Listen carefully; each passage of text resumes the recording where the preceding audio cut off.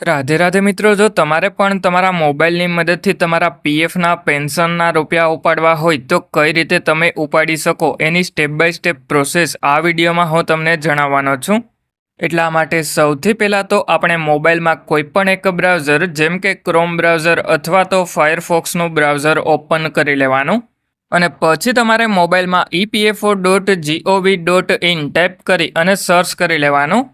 એટલે પછી તમારા મોબાઈલમાં EPFOની ઓફિશિયલ વેબસાઇટ ઓપન થઈ જશે. એમાં તમારે નીચેની તરફમાં આવી જવાનું. એટલે જેવા તમે નીચેની તરફમાં આવો એમાં તમને વિડ્રોવ PF જોવા મળી જશે.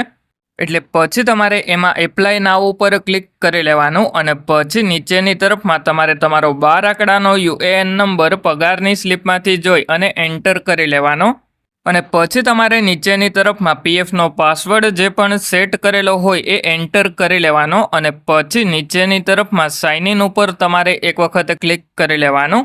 એટલા માટે હવે હું UAN નંબર PFનો પાસવર્ડ એન્ટર કરી અને પછી સાઇન ઇન ઉપર ક્લિક કરી લઉં. એટલે પછી આપણા PF એકાઉન્ટ સાથે જે પણ મોબાઈલ નંબર લિંક કરેલો હોય એ મોબાઈલ નંબર ઉપર OTP આવી જશે. એટલે હવે આપણા મોબાઈલ નંબર ઉપર OTP આવી ગયો. એ OTP એન્ટર કરી અને સબમિટ કરી લઈએ અને આ OTP આપણે 5 મિનિટની અંદર એન્ટર કરવો પડે. એટલા માટે હવે મેં OTP એન્ટર કરી લીધો. એના પછી સબમિટ ઉપર ક્લિક કરી લીધું. એટલે પછી આપણે આપણા PF એકાઉન્ટમાં લોગિન થઈ ગયા. એના પછી ઉપરની તરફમાં આ 3 લાઈન ઉપર ક્લિક કરી લેવાનું. એટલા માટે હવે હું PFનું પેન્શન ઉપાડવા માટેના ઇમ્પોર્ટન્ટ પોઈન્ટ જણાવી દઉં. એના માટે મેનેજ ઉપર ક્લિક કરી લેવાનું અને એમાં તમારે KYC ઉપર ક્લિક કરી લેવાનું. એટલે જેવા તમે KYC ઉપર ક્લિક કરો એના પછી તમને એ જોવા મળી જશે કે તમે બેંકની KYC અને પાન કાર્ડની KYC કરી લીધી કે બાકી છે. એટલે હવે આપણે PFનું પેન્શન ઉપાડવા માટે બેંકની KYC કરવી પડે અને પાન કાર્ડની KYC જો 50,000થી વધારે PFના રૂપિયા ઉપાડવાના થતા હોય તો કરવી પડે. એટલે હવે આપણા કેસમાં પાન કાર્ડની KYC અપ્રૂવડ છે અને બેંકની KYC verified online by bank એટલે આપણા કેસમાં બંને KYC કમ્પ્લીટ થઈ ગઈ છે. એટલે હવે આપણે ઉપરની તરફમાં આ 3 લાઈન ઉપર ક્લિક કરી અને વ્યૂ ઉપર ક્લિક કરી લેવાનું અને પછી સર્વિસ હિસ્ટ્રી ઉપર ક્લિક કરી લેવાનું અને પછી તમારે એ જોઈ લેવાનું કે તમે ડેટ ઓફ એક્ઝિટ અપડેટ કરેલી છે કે બાકી છે. એટલે હવે આપણા કેસમાં ડેટ ઓફ એક્ઝિટ અપડેટ થઈ ગઈ એ તમને DOE EPFમાં જોવા મળી જાય.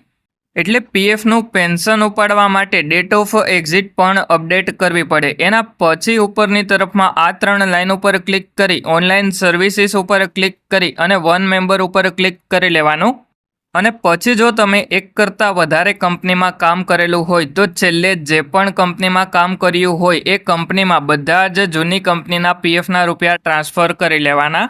એટલે હવે આપણે PFના પેન્શનના રૂપિયા ઉપાડવા માટે ક્લેમ ઉપર એક વખત ક્લિક કરી લેવાનું છે. એટલે જેવા ક્લેમ ઉપર ક્લિક કરીએ એના પછી જે પણ બેંકની KYC PF એકાઉન્ટમાં કરેલી હોય એ બેંક એકાઉન્ટ નંબર એન્ટર કરી લેવાનો અને પછી તમારે વેરીફાઈ ઉપર ક્લિક કરી લેવાનું. એટલે પછી તમને મોબાઈલમાં ટર્મ્સ એન્ડ કન્ડિશન જોવા મળી જશે. એમાં યસ ઉપર એક વખત ક્લિક કરી લેવાનું. એટલે જેવા યસ ઉપર ક્લિક કરો એના પછી તમારો બેંક એકાઉન્ટ નંબર વેરીફાઈ થઈ જશે અને પછી તમને બેંક એકાઉન્ટ નંબરની બાજુમાં ગ્રીન કલરમાં રાઇટનો સિમ્બોલ જોવા મળી જશે. એટલે પછી તમારે નીચેની તરફમાં આવી અને પ્રોસીડ ફોર ઓનલાઈન ક્લેમ ઉપર એક વખત ક્લિક કરી લેવાનું છે. એટલા માટે હવે હું પ્રોસીડ ફોર ઓનલાઈન ક્લેમ ઉપર એક વખત ક્લિક કરી લઉં. એના પછી નીચેની તરફમાં આવી અને સિલેક્ટ ક્લેમ ઓપ્શન ઉપર એક વખત ક્લિક કરી લેવાનું અને પછી આપણે PFનું પેન્શન ઉપાડવા માટે નોકરી છોડી દીધી હોય એના પછી only pension withdrawal form 10C તમને જોવા મળી જાય. એટલે તમારે only pension withdrawal form 10C select કરી લેવાનું અને પછી નીચેની તરફમાં એડ્રેસમાં લોકાલિટીમાં તમારા ગામનું નામ અને સ્ટ્રીટમાં શેરી નંબર એન્ટર કરવાનો અને સ્ટ્રીટમાં જો શેરી નંબર ના આપેલો હોય એડ્રેસમાં તો સ્ટ્રીટ 1 એન્ટર કરી શકો અને પછી સિલેક્ટ સ્ટેટ ઉપર ક્લિક કરી અને રાજ્ય જે પણ હોય એ સિલેક્ટ કરી લેવાનું. એટલા માટે હવે હું રાજ્ય સિલેક્ટ કરી લઉં. એના પછી નીચેની તરફમાં સિલેક્ટ ડિસ્ટ્રિક્ટ ઉપર ક્લિક કરી લેવાનું અને પછી આપણે જે પણ જિલ્લો લાગુ પડતો હોય એ સિલેક્ટ કરી લેવાનો. એટલે જિલ્લો સિલેક્ટ થઈ જાય એના પછી નીચેની તરફમાં સિટીમાં તમારે તમારા તાલુકાનું નામ એન્ટર કરી અને પછી તાલુકાનો જે પિનકોડ હોય એ એન્ટર કરી લેવાનો. અને પછી નીચેની તરફમાં ગેટ મોબાઈલ ઓટીપી ઉપર ક્લિક કરી લેવાનું. એટલે પછી તમારા મોબાઈલ નંબર ઉપર ઓટીપી આવી જશે. એ ઓટીપી એન્ટર કરી અને સબમિટ કરી લેવાનો. એટલે પછી તમારું ક્લેમ ફોર્મ પોર્ટલ ઉપર સબમિટ થઈ જશે અને પછી થોડાક દિવસની અંદર તમારા પીએફનું પેન્શન તમારા બેંક એકાઉન્ટમાં જમા થઈ જશે. અને હવે જો તમને તમારા પીએફ એકાઉન્ટમાં કોઈ પણ પ્રકારનો પ્રોબ્લેમ આવતો હોય તો મને કમેન્ટ કરીને જણાવજો. એના ઉપર હું તમારા માટે વિડીયો બનાવી આપીશ. અને હવે જેટલા પણ લોકોએ આપણા ચેનલને સબસ્ક્રાઈબ કરેલું છે એ બધા લોકોને થેન્ક યુ.